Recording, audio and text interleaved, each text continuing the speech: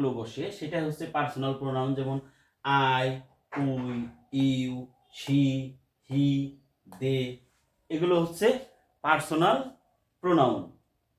2 নম্বর হচ্ছে possessive pronoun. Possessive শব্দটা শুনলে আমরা বুঝি পসেসিভ মানে অধিকারে থাকা, পসেশনে থাকা, দখলে থাকা কারো। এখানে কারো অধিকার বোঝায়, কারো অধিকার বোঝায়, কোনো কিছু কারো অধিকারে আছে বোঝায়, পসেশনে আছে বোঝাতে আমরা সেই ক্ষেত্রে কি করি, এই পসেসিভ প্রোনাউন ব্যবহার করে থাকি। যেমন mine, ours, yours, his, hers, their. আমরা যদি বলি দিস পেন ইজ মাইন, এই কলমটা আমার, এই যে মাইনটা হচ্ছে এই কলমটা যে আমার অধিকার আছে, সেটা হচ্ছে কি এই মাইন বোঝাতে আমরা কি করলাম, এই কলমের পজিশন বোঝাতে আমরা এই মাইন শব্দটি ব্যবহার করছি। এই মাইনটা হচ্ছে কি পসেসিভ প্রোনাউন, পসেসিভ প্রোনাউন। আরেকটা হচ্ছে demonstrative pronoun. Demonstrative pronoun, demonstrate means নির্দেশ করা, ডেমনস্ট্রেট মানে কি নির্দেশ করা। ডেমনস্ট্রেটিভ প্রোনাউন মানে হচ্ছে কোনো কিছুকে বিশেষভাবে নির্দেশ করা, যে প্রোনাউন দ্বারা কোনো কিছুকে, ব্যক্তি বা বস্তুকে বিশেষভাবে নির্দেশ করে, তো তাকে কি বলা হয়, ডেমনস্ট্রেটিভ প্রোনাউন বলা হয়। দিস, দ্যাট, দেস, দোস, ইট। আবার বলি, ডেমনস্ট্রেটিভ প্রোনাউন হচ্ছে দিস, দ্যাট, দেস, দোস, ইট। তো একটা কথা বলে রাখি, দিস, দ্যাট, দেস, দোস, ইট এগুলো ডেমনস্ট্রেটিভ অ্যাডজেক্টিভ হিসেবেও ব্যবহৃত হয়ে থাকে। আমরা যখন অ্যাডজেক্টিভের প্রকারভেদ পড়াবো এবং এই বাক্যের প্রয়োগ দেখাবো, আমরা দিসের কখন ডেমনস্ট্রেটিভ অ্যাডজেক্টিভ, কখন ডেমনস্ট্রেটিভ প্রোনাউন হবে, বাক্যের ব্যবহারের উপরে ডিপেন্ড করে। তো এই আরো সম্পূর্ণ দেখতে অবশ্যই আমার ভিডিও দেখতে হবে, পরবর্তী ভিডিওগুলো দেখতে হবে, অ্যাডজেক্টিভের প্রকারভেদের ভিডিও দেব আমি, সেটাও দেখতে হবে। ডিস্ট্রিবিউটিভ প্রোনাউন, ডিস্ট্রিবিউটিভ প্রোনাউন হচ্ছে দুই বা ততোধিক ব্যক্তির মধ্যে পৃথকভাবে বোঝানো হয়। ডিস্ট্রিবিউট মানে তো বন্টন করা, পৃথক করা, এটার অর্থ থেকে আমরা অনেক কিছু বুঝতে পারি। ডিস্ট্রিবিউটিভ প্রোনাউন মানে হচ্ছে দুই বা ততোধিক ব্যক্তির মধ্যে পৃথকভাবে বোঝানো হয়, যে প্রোনাউন দ্বারা পৃথকভাবে নির্দেশ করে, সেটা হচ্ছে demonstrative pronoun. Distributive pronoun each, either, neither.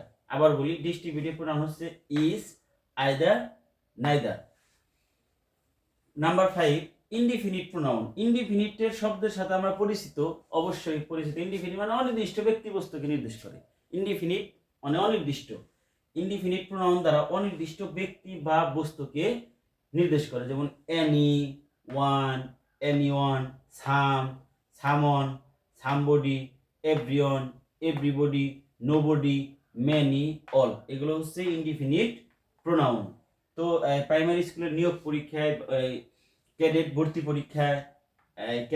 পরীক্ষায়, বিভিন্ন স্কুলে ভর্তি পরীক্ষায়, কলেজে ভর্তি পরীক্ষায় এই ধরনের থেকে প্রোনাউন থেকে বা পার্ট অফ স্পিচ থেকে টিক চিহ্ন আসে ইংরেজি পরীক্ষায়। তো আপনারা যদি পার্ট অফ স্পিচ ভালোভাবে জানেন, এই পরীক্ষাগুলোতে আপনারা সহজেই ওভারকাম করতে পারবেন। তারপরে হচ্ছে ইন্টারগেটিভ প্রোনাউন। তারপর একটা হচ্ছে কি ইন্টারগেটিভ প্রোনাউন। ইন্টারগেটিভ প্রোনাউন তো আমরা সহজেই বুঝতে পারি, যে প্রশ্ন করতে যে প্রোনাউনগুলো ব্যবহৃত, আমরা প্রশ্ন জিজ্ঞাসা করতে, ইন্টারগেটিভ সেন্টেন্স গঠন করতে যে প্রোনাউনগুলো ব্যবহৃত হয়, সেটা হচ্ছে ইন্টারগেটিভ প্রোনাউন। হো, হোস, হোম, হুইচ, হোয়াট, ইটিসি, এগুলো হচ্ছে ইন্টারগেটিভ প্রোনাউন। আবার বাক্যের ব্যবহারের উপর ভিত্তি করে এই ইন্টারগেটিভ প্রোনাউনগুলো ইন্টারগেটিভ অ্যাডজেক্টিভ হিসেবে ব্যবহৃত হয়ে থাকে।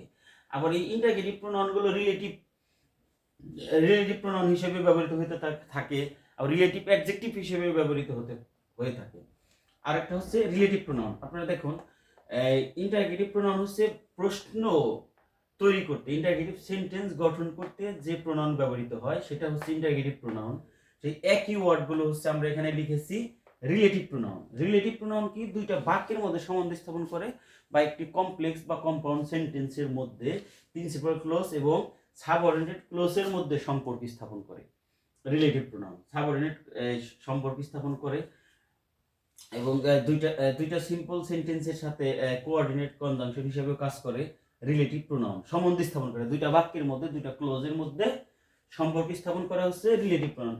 হো, হোস, হোম, হুইচ, হোয়াট, এখানে দ্যাটটা হচ্ছে একটি রিলেটিভ প্রোনাউন। রিলেটিভ শব্দের অর্থ হচ্ছে সম্বন্ধ স্থাপন করা। Reflexive or emphatic pronoun. আমরা এই প্রকারভেদটা আমরা দেখি, reflexive or emphatic pronoun. Reflex শব্দের অর্থ হচ্ছে প্রতিবিম্ব। আমরা যদি আয়নায় আমার চেহারা দেখি হুবহু আমার চেহারাই দেখা যাবে, আমাকেই দেখা যাবে আয়নার সামনে দাঁড়ালে, ঠিক তেমনি কোনো প্রোনাউনের সাথে সেলফ যোগ করে, কোনো প্রোনাউনের সাথে কোনো নাউনের সাথে সেলফ যোগ করে বা প্রোনাউনের সাথে সেলফ যোগ করে ওই প্রোনাউনকেই নির্দেশ করে যে তাকে কি বলা হয়, রিফ্লেক্সিভ প্রোনাউন বলা হয়। যেমন my self, him self, our self. যেমন প্রোনাউনটা যদি সিঙ্গুলার হয় এর সাথে সেলফ যুক্ত হবে, প্লুরাল হলে সেলফ যুক্ত হবে। তো এখানে দুই ভাগ হয়েছে ইমপ্যারিক প্রোনাউন। এই রিফ্লেক্সিভ প্রোনাউন কোনো বাক্যে যখন আমরা রিফ্লেক্সিভ প্রোনাউন ব্যবহার করি, বাক্যে জোর দেওয়া হয়, ক্রিয়াপদের উপরে জোরারোপ করা হয়। I myself go there, I myself do the work, আমি এই কাজটি করেছি। বাক্যে যখন জোর দেওয়া বোঝাবে তখন এটা হবে ইমপ্যারিক প্রোনাউন। আবার বলি, রিফ্লেক্সিভ প্রোনাউন বাক্যে যখন জোর দেওয়া হবে, অর্থ জোর দেওয়া বোঝাবে, তখন ওইটা কি হবে, ইমপ্যারিক প্রোনাউন। এই ক্ষেত্রে রিফ্লেক্সিভ আর ইমপ্যারিক যদি আমরা দুইবার ধরি তাহলে প্রোনাউন হবে 10 প্রকার। Number 9, reciprocal pronoun. দুই বা ততোধিক ব্যক্তির মধ্যে পারস্পরিক সম্পর্ক বোঝায়। এটাকে ইস আদার, এর আগে বলে ইস আইদার নাইদার, দুই বা ততোধিক ব্যক্তি বা ব্যক্তির মধ্যে পৃথকভাবে